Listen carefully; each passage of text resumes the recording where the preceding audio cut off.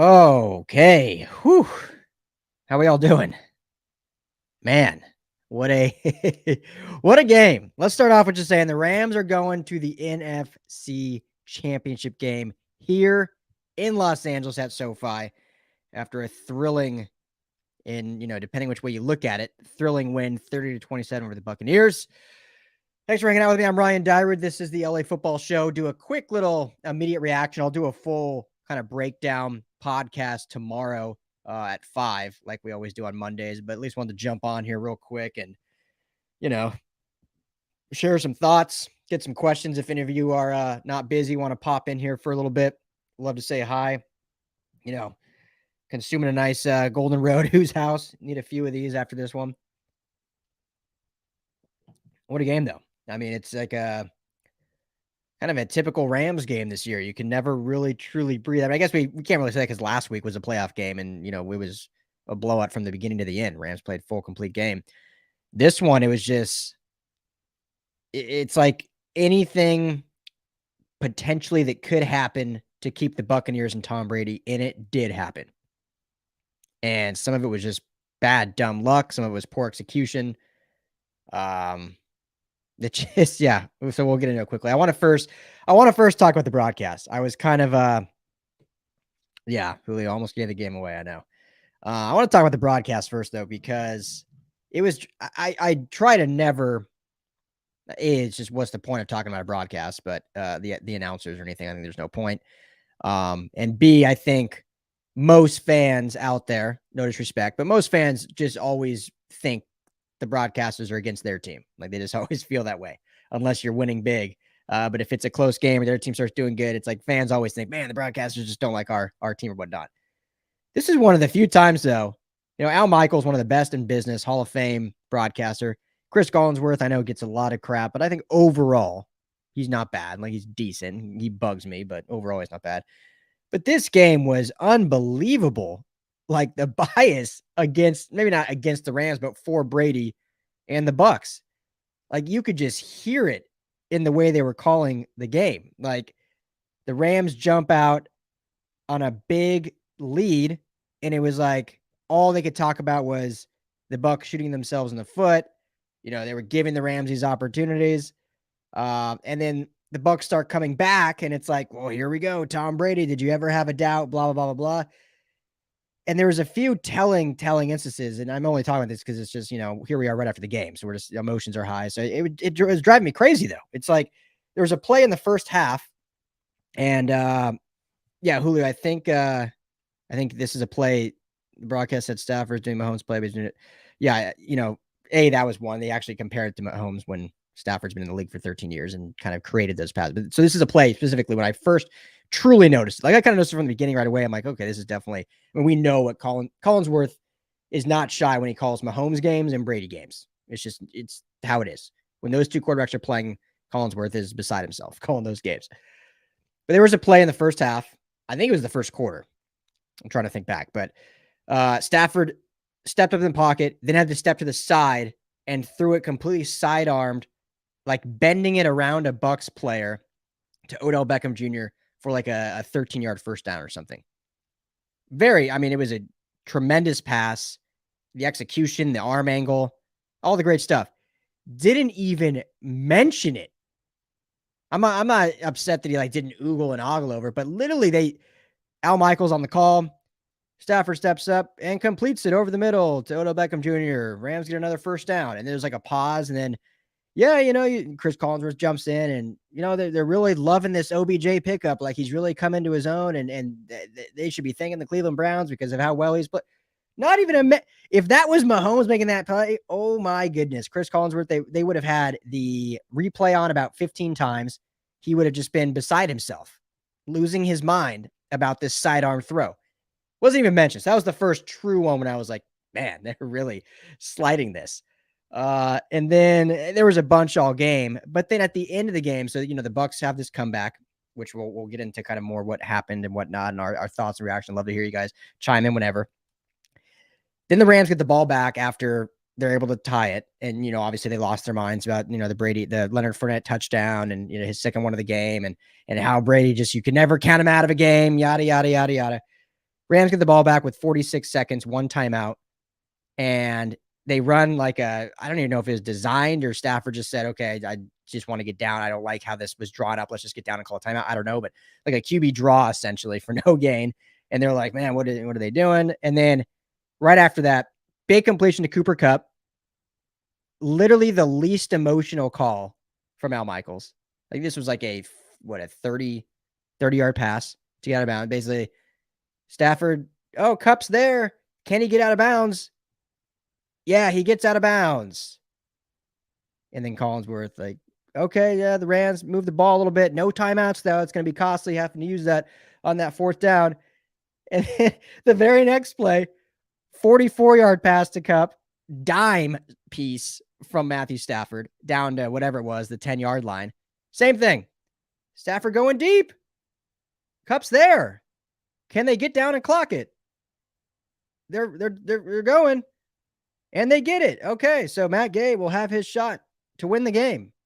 Like, that was literally the level of emotion. Whereas any Brady fast was like, oh my goodness, we're watching greatness again. I don't know. It's fun. It's silly to talk about. It was just like unbelievable to me.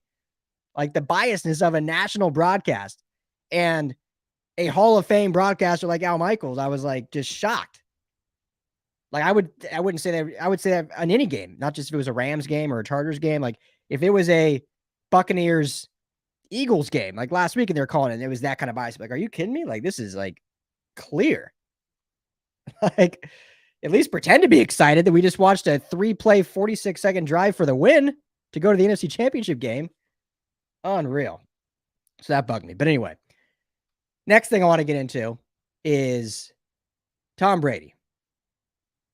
Clearly the GOAT. There's really no argument there. 7 rings. What he's been able to do, winning one with his second team, obviously won't this year, thank God.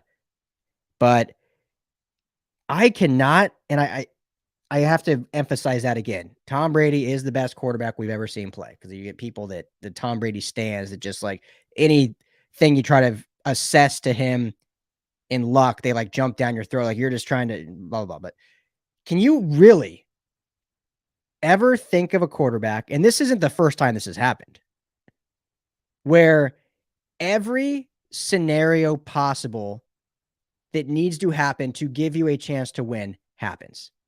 Like there should be more talk about, not about how the Rams almost lost this game. I mean, obviously that's a factor, but there needs to be more talk about how Brady didn't win this game. Like he was given every opportunity to win this game. And I know when you fall behind, what was it? 20, I think 27-3, of course, almost that 28-3 score. But when you fall behind that big, that's where people look at it. Wow, look at the comeback. Man, just came up short, but you can never count Brady out. But you have to look at it at, okay, what did the Bucs do to get down that big? Like the offense was doing absolutely nothing. Rams offense was doing great. And then what transpired for them to get back into it? Now, obviously, your quarterback has to make those plays. Your offense has to make the plays. You got to score the points. But when, honestly, like really try to think about it, and I'm sure it has happened in the history of the NFL. It's like it's never happened, but it's never happened as many times as it's happened for Tom Brady. Granted, he's played for like 50 years, so that helps. He's played in 46 playoff games. So, I mean, the ratio and the possibility of it happening for him is more likely just because of how often he's played. But literally, when you fall down that behind, unless you're scoring a touchdown every time you touch the ball, you have to have factors happen to keep you in the game. The Rams fumbled the ball 4 times. No one's fumbled the ball more than 3 times since the Carolina Panthers in Super Bowl 50 in 2015, I think, or 2016 is when the actual game was played. And they got blown out that game. Rams fumbled it 4 times. 2 of them putting the Bucs in 30-plus yard territory. One of them, the high snap from Brian Allen, putting them just over the 50. So 3 fumbles put them all on their side of the field, 2 of them essentially in the red zone. One being the Kupp fumble, which is just uncharacteristic. Like, that doesn't happen. And 2 being Cam Akers' second fumble after the kickoff, after the Bucs had just scored. So, a lot will be made about the Rams almost blew it. They did everything they can to give this game away, as it should be. Like, you don't win many games when you fumble 4 times, when you turn the ball over 4 times, period. But I know no one out there, that's why I'm going to do it, will talk about the fact that Brady didn't win this game. Like, it'll get talked about all week how, the Rams escaped, they got lucky. Brady just needed one more opportunity. Brady, we can never count him out, the greatness. All those things are true. But it can also be true that Brady was gifted 4 turnovers, 2 of them in his own 25 plus going into the end zone, and lost. And, I know that Rams scored 30, but it's not like it was like a 55-point game. I don't think that'll be talked about. And, maybe people will see me as hating. I don't know. But I just think more needs to be said about that.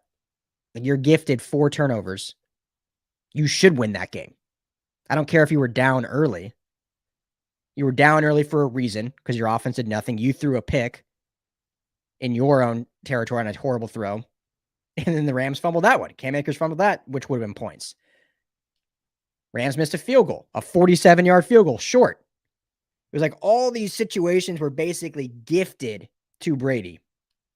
And he lost.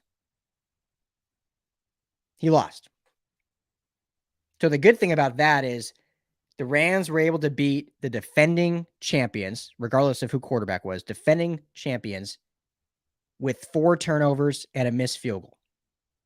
And they still scored 30 and won. That, I think, is a bigger storyline to me.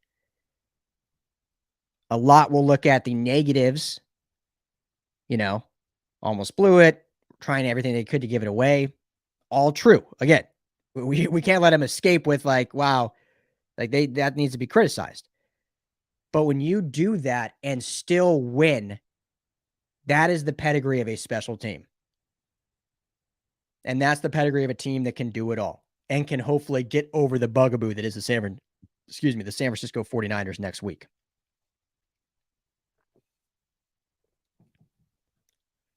Because that's what's going to happen next. So, I'm not going to talk super, super long. Like I said, I'll do more of a show tomorrow on it. But got to talk about Matthew Stafford. This was another thing that drove me crazy about the broadcast. All year long, it's talked about Stafford can't win the playoffs. 0-3 with the Lions.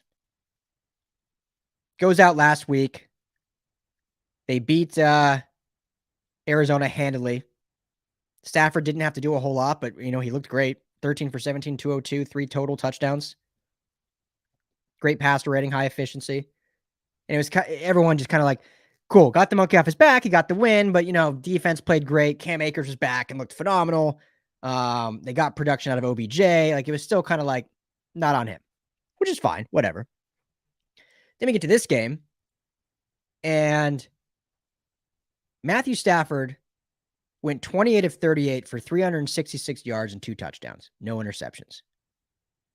I'll have to see what Pro Football Focus rates him later when their grades come out.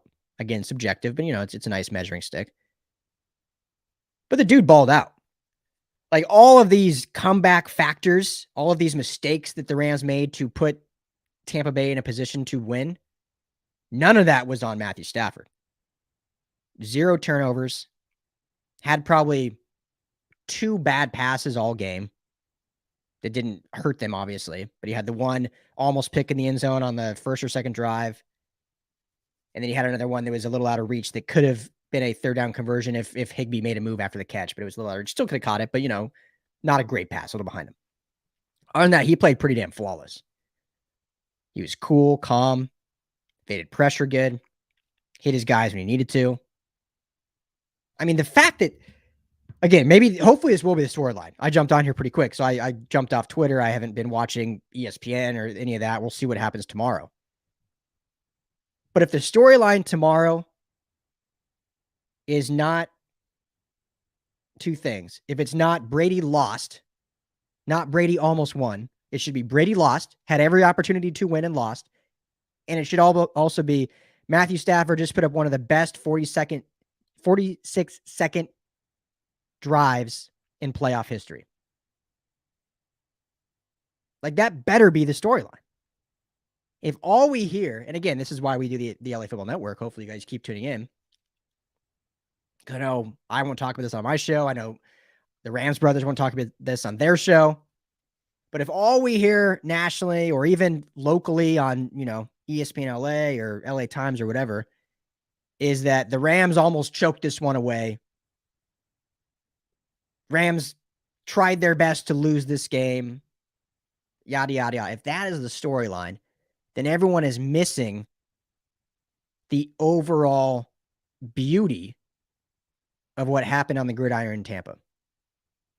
Beautiful start, ugly middle, beautiful ending. Poetic ending.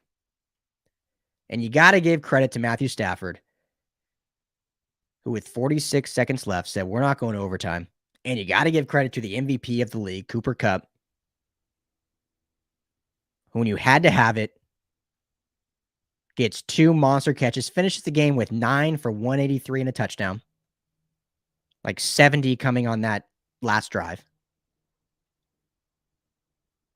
That's the storyline. It's about how you finish. And this team finished. In the face of adversity, when it got ugly, when all fans' hearts were ripped out of their chest after that Cam Akers fumble, after the 4th down conversion, it went for a touchdown by Leonard Fournette to tie the game, thinking, here we go again. It's week 18 all over again. All the comparisons to Tom Brady against the Falcons in the Super Bowl. And then with 46 seconds, Matthew Stafford trots out. Cooper Kupp trots out. An odd QB essentially sack. And then 2 monster throws to Cooper Kupp and the game-winning field goal for Matt Gay. Redemption after missing the 47-yarder. Poetic. Absolutely poetic. So, yeah, I think I just want to get on here quick. Jump out here quick. I think it's great. The Rams are going home to SoFi. We got a home game, guys. We got to pack that place. I know that's going to be the talk all week, is about how it's not going to be a home game for the Rams. A lot of Niner fans. It is what it is. Best we can do. And I looked on, if you're getting tickets, tickpick.com/LAFB. I looked right now. They're pretty damn expensive. I know you're looking at like $600 for tickets right now. I think that'll go down. I think right now it's just because literally you have people now adding their tickets to those third market parties to try to make some money. So they're going to be a little high, and I think they'll come down. But, and yeah, we got to pack that place. We need this to be a home game. And, it's hard. I'm a realist. I'm a very real. I live here in Los Angeles. I'm gonna be blunt. There's a shit ton of Niner fans that live in Los Angeles. I said it on, I think, my show 2 weeks ago. I moved here in 2008 for college. There was no team here then until 2016. So for 8 years, there was no team in LA. The pseudo teams in LA, I went to Long Beach State, Niners, Raiders, and Cowboys. And then anyone from San Diego that had moved up here to go to college or like had moved up to LA, then those were the Charger fans. But they were like San Diego transplants. It's just a fact. The Rams left in the 90s. The Raiders left, but they went up the Bay and they just had created a culture here. The Niners, during the Montana and the young years, built a huge following in LA. And the Cowboys were just, nationally a huge team, still are.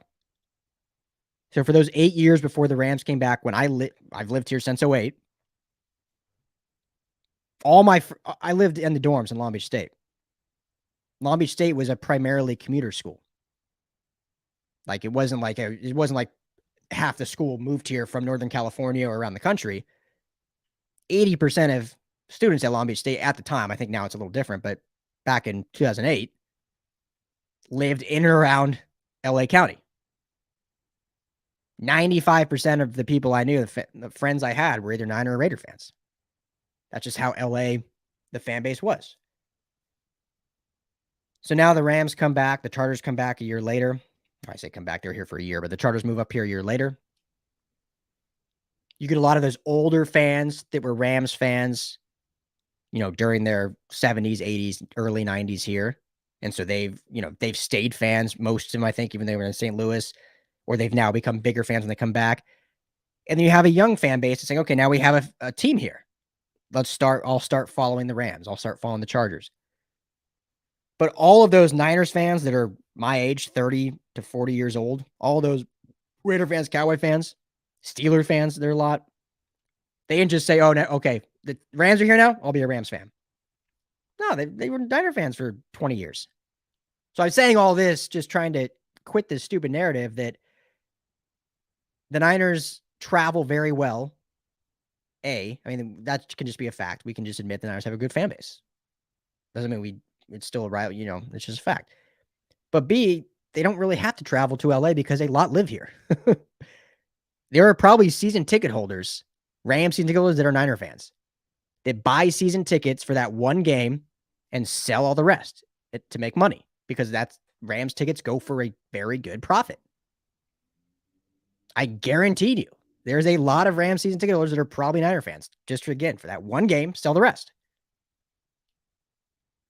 Unfortunately, it's a fact. I think this will look a lot different because it's a playoff game. But again, last thing I'll say about it, ticket-wise, I don't think there's – if you're selling tickets as a Ram, because I keep seeing like, don't sell your tickets to Niner fans. I mean, if you put your tickets up on TickPick, StubHub, Ticketmaster, you don't have like a choice who buys that. Like, you don't have a choice. It's like you can choose like who's buying it, where do they live, what's their affiliation. Yeah, I'm not selling it to them. So I don't think anyone's like outwardly selling to Niner fans. But consciously, I think if you can't go, we need to find out, and hopefully us as a fan base can rally together, and whether it's through Twitter, Instagram, Facebook, hit us up here on YouTube. Like us at the LA Football Network too can do our part and say, hey, hit us up. If you can't go, let's find other people that are Rams fans that can buy your tickets. So you don't have to put them on StubHub. You don't have to put them on Ticketmaster because you have no control who buys it. So that's all we can do. But either way, those who show up, because I know we're gonna have a great turnout. I know it. It's gonna be a huge game. Julio asked, can they beat the Niners? Yeah, they absolutely. I think third time's a charm. They should have beat them last time in Week 18. We'll talk about it all week. What happened, why it didn't happen, what they can do differently. But they should have beat him. They outplayed him overall outside of, probably 16 minutes, a quarter in a few minutes. They outplayed him, I think. Just came down to some final execution. They're going to tackle a heck of a lot better. So, yeah, I think they beat him, but it's going to be a tough game. It's going to be tough. So, huge win against the Bucs. Let's just enjoy this for a little bit. I'll get into it tomorrow, more detailed podcast. Find it 5 o'clock tomorrow night. That's Monday. Rams Brothers will be dropping their show, I'm sure, as well, either tomorrow or Tuesday. Plus, we'll have an article up here in the next hour or so recapping the game by Chauncey, and a bunch of other analysis we'll have all week. So make sure to keep it here at the LA Football Network all week long, all season long, all off season long. We got a lot of fun stuff planned. So those of you that jumped in here, appreciate you. Thanks for tuning in. I'm Ryan Dyrud. This is the LA Football Show. Enjoy this win. Huge win. Rams beat the Bucs 30-27. We'll get into